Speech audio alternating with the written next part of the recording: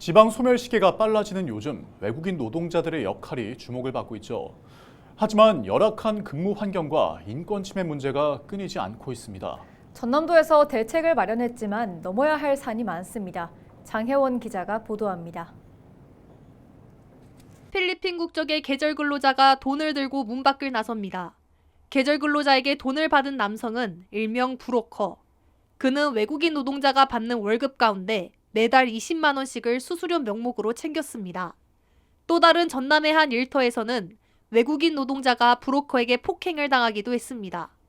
국가인권위원회는 지난달 외국인 계절 근로자들이 중개업자로부터 여권 압류와 임금 착취를 당한 사례 등을 인신매매 피해로 인정했습니다.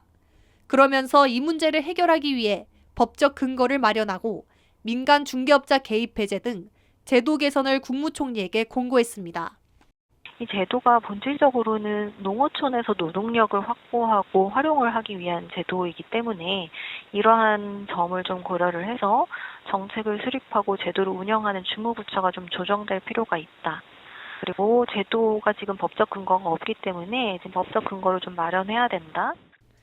전남도는 외국인 노동자들의 피해 대책을 마련하기 위해 외국인 전담 부서인 청년이민국을 신설하고 실태조사 결과를 지난 3월에 발표했습니다.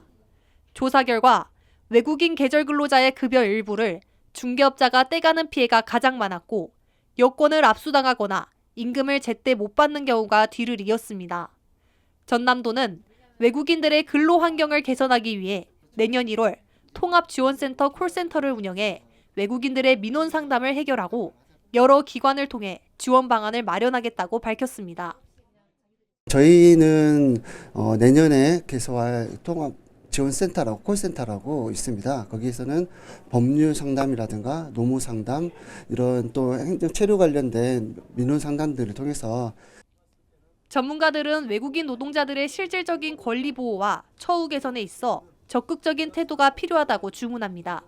정기적인 실태 조사를 통해 다른 지역에서도 유사한 인권 침해 사례가 있는지 수시로 확인해야 피해를 막을 수 있다고 말합니다.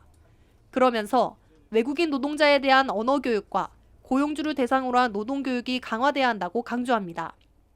계절 이주 노동자들에게 거기에 맞는 통역과 언어와 이런 것들이 정기적인 흔히 말하면 교육이나 이런 것들이 당사자한테 진행이 돼야 된다는 거죠.